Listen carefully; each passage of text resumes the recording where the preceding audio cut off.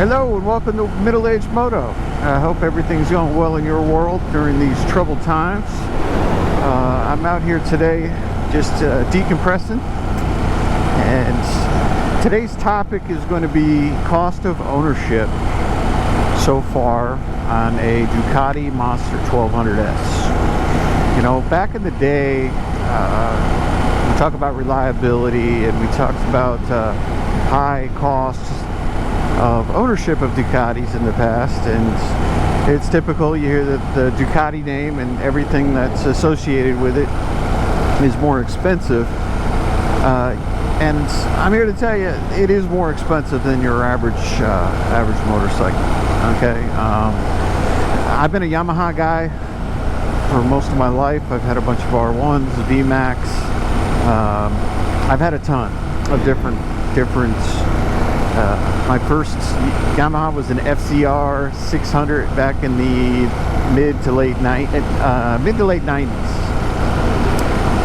and it was a great little bike. Very low cost to ownership. It was, you know, fun to drive, but that's not why we're here. As far as the Ducati Monster, that's all I can speak to. I've got 7,500 miles, so I've had the 600-mile service, and I've had the 1-year service. Ducati recommends, and I'll put it up, it's either, I think it's every 8,500 miles for an oil change, which seems long to me, but I'm going with the manufacturer's requirements, or 1 year, whatever comes first. And my 600-mile service, of course, is just a routine service, and it's definitely take it to the factory and get that checked out. It was $350 for that first initial oil change and check. That's kind of high in my eyes. I think the highest I ever paid on one of my previous bikes was the $150-200 range. Also, a lot of those dealers would work that first service in. You know, they recoup their costs somewhere in the pricing, I'm sure, but it was definitely more expensive. My 1-year service was more because I needed a brake flush, and they put all fresh brake fluid in. And for me, you know, it had about 7,000 miles on it, or 6,500 miles, let's say, at the 1 year. And that's kind of early. But I love the bike. I want to take care of it. You know, I went with what their recommendations were. That service was $550 for everything. Now, when I bought this bike, and I'm not sure if this is just the dealership or this is a Ducati thing, but you can prepay your service, because and I'll put it up top, I believe at 18,000 miles there's what's called a Desmo service. This bike has a Desmotronic upper half of the engine, and not to get too technical, basically it's a patented design that Ducati uses, as far as I know, exclusively. And you basically, there's belt drives in there, and you have to adjust the valves and do that. It's basically your valve service, but because of the labor on that, that is on average a $1,200 to $1,500 service. And most of the time I traded out of my bikes. I never really put more than 10,000-12,000 miles on them. But at my age now, and you know, things have changed in life to where I can, you know, actually have multiple bikes in my stable. I'm a little bit more stable and a little bit more frugal on the little things in life, so it gives me the ability to spend the money on toys that I like, that I've worked real hard my whole life to be able to get to this point. So I digress without digging into that even more. I'm probably going to hold on to this bike. I don't foresee real soon getting rid of it. I am going to do the, you the mandatory video that every moto blogger does. The 5 things I hate, the 5 things I love. I'll throw those out there just to, and then I'm going to do the caveat on that. If you've watched my other videos, I'm 5'9", 260 pounds. So I'm not a little guy as far as girth is concerned. So, what changes on the bike? How is the bike for someone that's got some heft, let's say, built it through the years? But that'll be an upcoming video. It's one of my video ideas. It's working fine now, but yeah, I was doing my last video, and I was basically, it was hilarious. I was talking about reliability of the bike, and my fuel gauge went. It said that I had 0 miles to empty. It seems to be working this second, and actually for the first 15 miles of this trip it wasn't working. So it's an intermittent problem, and I'm gonna have to get that replaced. My bike is still under warranty. The 2-year warranty ends in January, so I'll get it knocked out. I did not get an extended warranty on it. I did buy, and I'm not sure, because I'm kind of jumping around here, if I spoke more in depth about the service thing. If you prepay your service, you can just do it when you purchase the bike, and that way you're not coming out of pocket. And I think it was about 1,800 bucks if I'm not mistaken. So you got to do quite a bit of service. You got to make a decision if you're going to hold on to the bike. So wrapping that plan into your payments, I financed this bike. The rate was very low at a special, so I figured I'd be better off just financing it and using their money rather than mine. You are paying interest on that. In my case it's very low, but it's kind of an out of sight, out of mind thing for me, and it was a little easier on the other half. Most wives, well, I'm not going to lump all wives into one big pile, but my wife backs pretty much anything I want to do, but it takes a little finagling sometimes. I'll get into that in my video that I'm going to be doing coming up on my next bike, because she doesn't understand the theory of multiple bikes. And I wish that she would look at some of the moto bloggers that I follow, because they've got garages full of them, and I want multiple bikes. They do multiple things, but that'll be in a totally different video. As far as tires for the bike, I'm at 7,500 miles. I'm on my second tire. The original Pirellis that came from the factory, and there's a million different names. I think it's I'm not even, the Diablo Corsa 3s are, I'll post it up top what the stock tires are. It makes it easier for me. I'm getting old. They only lasted about 2,100 miles, and I ride like this most of the time. I think some of it's contributed to the fact that I'm 260 pounds, and I said in a previous video, these bikes are designed for 150 or set up for 150, 200. Now they can take the weight. I don't have any problems. Once I tweaked my suspension and got my suspension, because in the beginning it was just it was kind of scary when you did a full acceleration with the suspension stock. I'm going to be doing a video on suspension setup that I did, and I'm no way a professional person as far as suspension. I learned everything online and reading, but I will be doing a video on suspension, on my settings, why I set it up the way I did, how I set it up first, then ended up tweaking it. Don't be afraid to do that. But back to the tires.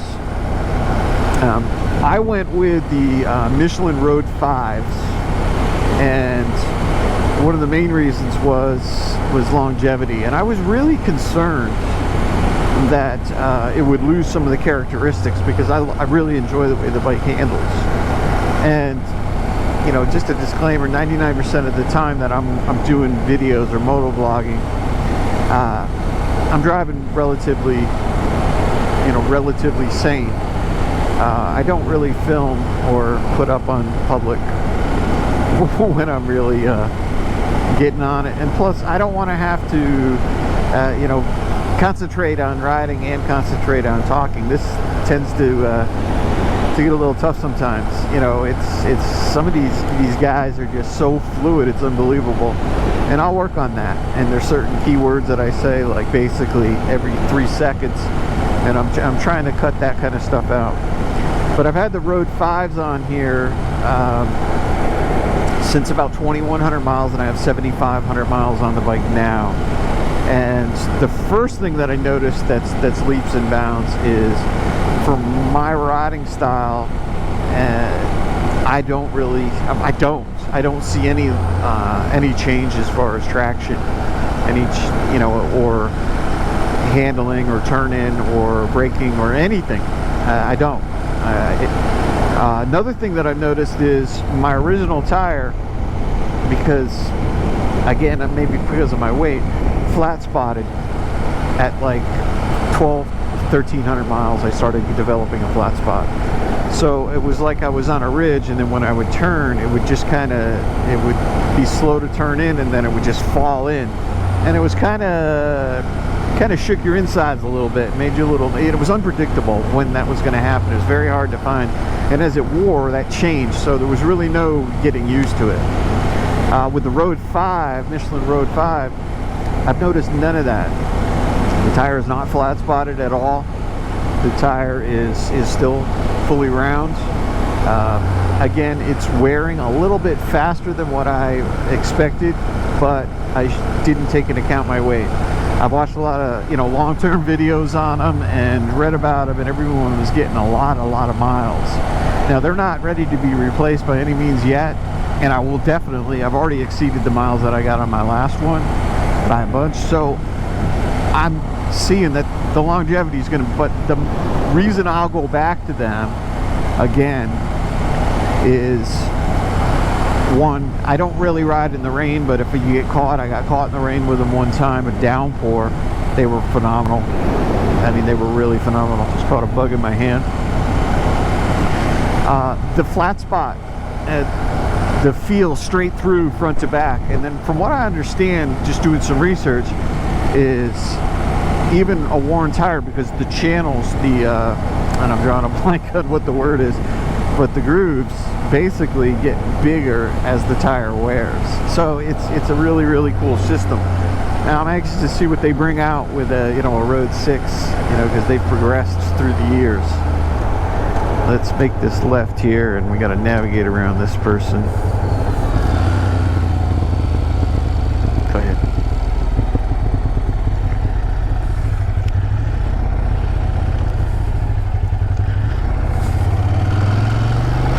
Now, my fuel gauge is still working. This is amazing. All right, sorry about that. Just wanted to make sure that guy wasn't going to run me down. There's sand in that corner, so I like to kind of come in on a straight shot. But as far as the tires are concerned, I've really, I'm extremely happy with them. Now they are a lot more costly. I think I paid $289 installed, and it's kind of bad to say, but you know, I went to my Ducati dealer, and of course the Ducati dealer, now they're a mix. They're a Ducati, they're Indian, Yamaha, Can-Am, you know, a bunch of different stuff. But I priced out, you know, a Road 5 from them, and the tire was, I want to say $290, and then $60 to install it.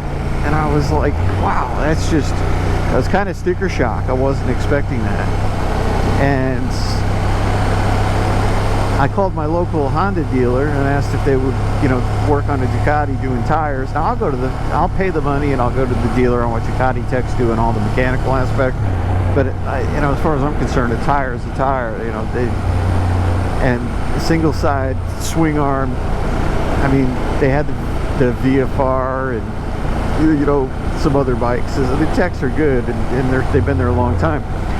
So I was able to get out the door with everything. You know, they put all the disposal fees and all that, you know, garbage that they add on, and it takes me for $9 in labor, which I'm not sure why they did that. I forgot to ask.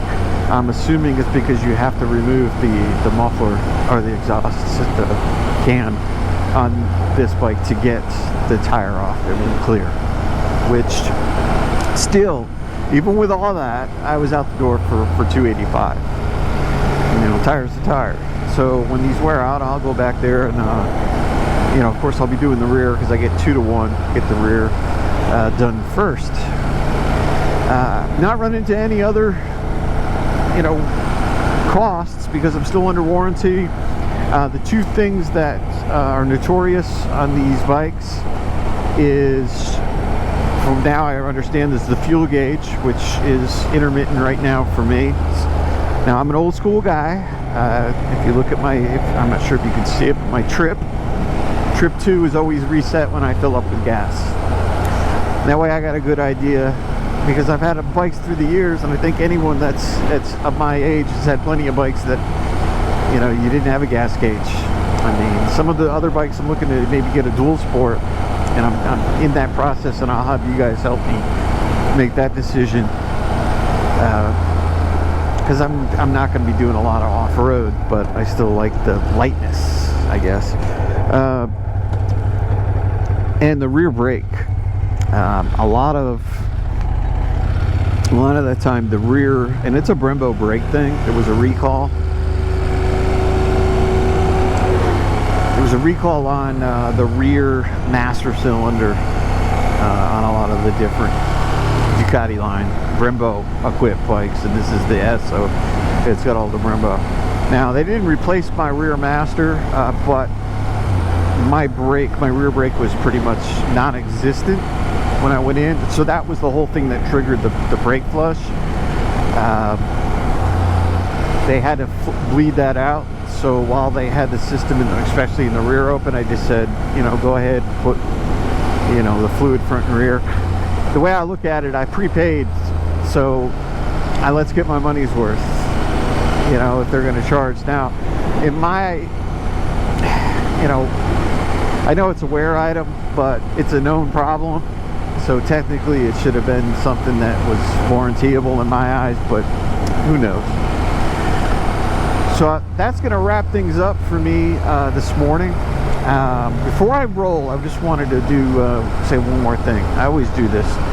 I'm working on my video quality, you know, on my GoPro or on my tablet. The video quality after I edit it out, coming out of the editor, looks fantastic. When I understand that YouTube compresses the video,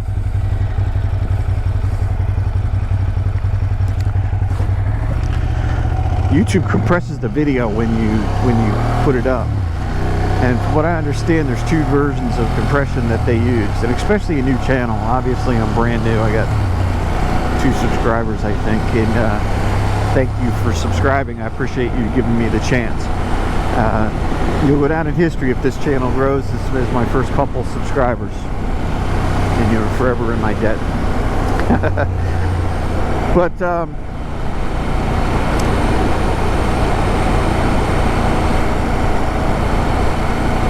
YouTube compresses the video, so they recommend, because I was filming in 1080p at first, because I've been really messing with the settings on my camera, and I'm not happy with how they look once they're uploaded. They're really grainy and stuff. So I've gone to some different moto bloggers, the big guys, you know, Chase on 2 Wheels. He's got 1 million subscribers, and I found his video where he talked about his GoPro settings, and I got to recheck that because I set everything up, and this morning when I went out, you know, usually once I'm on the bike, I do a view into my phone so I can actually see,